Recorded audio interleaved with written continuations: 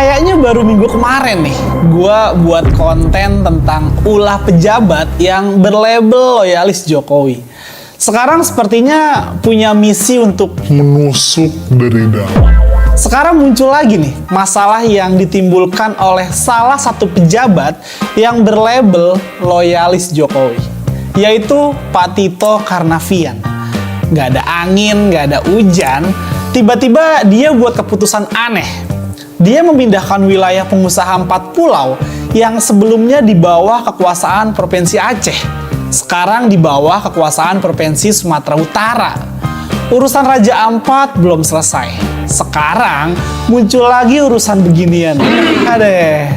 Dan 2 urusan besar ini belum beres loh. Muncul lagi deh kabar sedih. Timnas kita dibantai Jepang 6-0 loh. Aduh, ada apa sih sama negara kita? Masalah soal 4 pulau ini menurut gua agak aneh dan berlebihan ya. Padahal belakangan ini Presiden Prabowo udah dipusingin sama urusan Raja Ampat. Terus digangguin lagi sama urusan Aceh dengan Sumatera Utara. Yang tadinya Aceh baik-baik aja, sekarang jadi bergejolak lagi nih. Lagian ngapain juga sih nyari masalah? Urusan ini ternyata udah berlangsung beberapa minggu lalu. Cuma baru rame aja sekarang. Buat gue ini adalah sesuatu yang nggak perlu dilakukan oleh Menteri Dalam Negeri Pak Tito Karnavian. Karena urusan Sumatera Utara juga udah banyak loh. Dan belum beres juga. Terus kenapa ditambahin beban lagi? Yang jadi pertanyaan gue nih, apakah Pak Presiden Prabowo tahu soal kebijakan ini? Kalau tahu, apakah setuju? Apakah sebelum bikin kebijakan Pak Tito ini konsultasi dulu dengan Presiden Prabowo? Kok gue rasa enggak ya? Gue yakin kalau Presiden tahu kebijakan ini, beliau juga nggak bakal setuju kayaknya. Karena pasti akan bikin gaduh. Dan ternyata gaduh beneran kan? Lu semua lihat sendiri kan? Akhirnya terjadi kegaduhan yang nggak perlu menurut gue. Pemerintahan Presiden Prabowo ini memang terlihat seperti digoyang dari dalam. Sumber kegaduhan ya kebijakan-kebijakan pembantunya sendiri. Dan yang bikin itu hampir semuanya adalah pembantu presiden yang dianggap publik sebagai loyalis Jokowi. Mulai dari Bahlil, Budi Ari, Hasan Nasbi, Noel, dan sekarang Tito. Keadaan ini jadi bikin spekulasi macam-macam di masyarakat. Contohnya urusan tambang nikel di Raja Ampat. Itu kan rame banget tuh kemarin. Sampai ada nama kapal pengangkut nikel yang namanya JKW Mahakam dan Dewi Iriana. Alamak. Udah alam Papua indah itu dirusak, terus muncul lagi nama kapal itu. Kan jadi bisa ditebak banget ya, siapa pemain besar di belakang. Jadi banyak yang bilang, urusan tambang nikel di Raja Ampat itu ibarat gue beliin lu mobil nih untuk jadi taksi online. Gua yang bayarin, tapi atas nama elu, orang taunya itu kan mobil elu. Tapi kalau ada hasil atau pendapatan dari penggunaan mobil itu, ya ada hak gue juga dong. Ya kira-kira gitulah ilustrasinya. Jadi kalau ditanya, apakah ada keterlibatan Jokowi di tambang nikel di Raja Ampat? Secara langsung, ya nggak ada. Tapi gara-gara urusan nama kapal itu tuh, Jokowi diduga punya saham di perusahaan itu. Mungkin sumbangsi dia bukan uang, tapi dalam tanda kutip nih, menjual kekuasaannya untuk mengeluarkan izin tambang itu. Karena menurut beberapa pihak, biasanya pemberian nama kapal itu adalah penghormatan kepada orang-orang yang udah berjasa. Jadi seterusnya lu udah bisa berpikir sendiri lah ya. Kenapa nama kapalnya itu JKW Mahakam dan Dewi Iriana. Ingat ya, kalau udah tahu jawabannya, simpen aja dalam hati bos. Kalau diomongin, apalagi diomongin di sosmed nih, bisa masuk penjara lu pada. Alamak. Sekarang ini anak buahnya Jokowi lagi galak-galak soalnya. Tahu nggak apa yang kocak? Pas Menteri Bahlil datang ke Raja Ampat nih, dia didemo sama aktivis lingkungan yang menolak eksploitasi Raja Ampat. Tapi setelah itu katanya ada demo tandingan yang mendukung tambang nikel di Raja Ampat. Raja Ampat ini baik-baik saja dan kami ini anak-anak Raja Ampat, anak daerah Pulau Gan yang kira selama ini. Tapi lucunya ada yang menilai ini demo settingan yang sengaja dibikin. supaya seolah-olah ada warga yang mendukung. Sudah sefrustasi itukah para pejabat kita? Tapi ya, dari urusan Raja Ampat itu akhirnya jadi banyak yang jagain daerahnya. Karena waktu Jokowi sering ke Papua, membangun banyak infrastruktur di Papua, bersamaan dengan itu juga dia dalam tanda kutip nih, menjual Papua.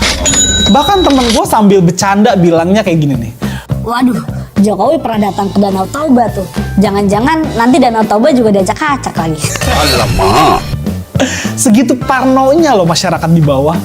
Kalau kita melihat perjalanan politik Jokowi, ini adalah strategi yang biasa dilakukan oleh Jokowi maupun keluarganya. Orang-orang bilang ini adalah strategi membungkuk untuk menusuk. Di depan kelihatan sopan dan beradab, tapi di belakang membabat dan merusak secara biadab. Ini juga bisa kita lihat contohnya saat Gibran memposting foto saat bersalaman dan membungkuk di depan Pak Tri Sutrisno kemarin di acara Hari Lahir Pancasila. Kalau dari foto itu seolah-olah Gibran merendahkan hati dengan membungkuk kepada Pak Tri. Tapi kalau lo baca di postingan itu, banyak para buzzernya Gibran nyerang Pak Tri dengan narasi-narasi yang menusuk. Dan seperti yang udah jadi rahasia umum nih, kalau para buzzer-buzzer itu bekerja sesuai pesanan. Pesanan siapa? Ya bosnya lah. Bosnya siapa? Aduh, kalian tahu lah siapa. Oke. Ya, baik. Halo teman-teman, kembali lagi bersama saya di channel ini. Salam NKRI harga mati. Teman-teman, dalam video ini kita telah mendengarkan sebuah cuplikan video yang sangat luar biasa, yang begitu menarik perhatian kita. Tentunya hal-hal seperti ini menjadi sebuah pemahaman bagi kita dalam menilai perjalanan politik ke depan. Nah, bagaimana perseteruan yang memang sulit untuk diselesaikannya dan sulit untuk dipahami dikarenakan ada banyak hal yang mestinya kita selesaikan bersama-sama. Nah, pada kesempatan kali ini saya akan bacakan beberapa komentar dari masyarakat Indonesia menyampaikan di sini para ternak Mulyono mulai menggerogoti dan melemahkan pemerintahan Prabowo. Kalau Prabowo tidak segera memecat semuanya, maka akan dipastikan negara ini selalu dalam kegaduhan. Menteri Jokowi bikin masalah, bikin Pak Prabowo pusing. Aceh tuntut referendum sebelum Tito dipecat. Apa yang dilakukan oleh Tito itu jelas sebuah kejahatan memecah belah persatuan NKRI yang harusnya diusut tuntas dengan menangkap Tito agar segera terbongkar kebusukan Tito itu demi memenuhi kepentingan pribadi-pribadi siapa saja. Pengalihan isu Bang. Sekarang Tito mertua harus dikorbankan demi mengelabui kasus Raja Ampat karena udah nyata jelas kapal-kapal yang ngerup di Raja Ampat itu nama JKW dan Dewi Iriana. Saya yakin ini pengalihan isu. Kita sudah damai dengan Aceh, jangan bikin masalah lagi toh ya Tito. Menteri-menteri yang terlibat KKN hasil ternak Mulyono segera dipecat dan diganti aja karena sudah bikin gaduh satu Indonesia. Saya masyarakat asli Sumatera Utara, lahir besar dan kini sudah sepuh. Apa urusannya 4 pulau di Aceh menjadi wilayah sumur? Kekurangan pulau, memangnya keempat pulau itu jika di wilayah Aceh sumut jadi kiamat?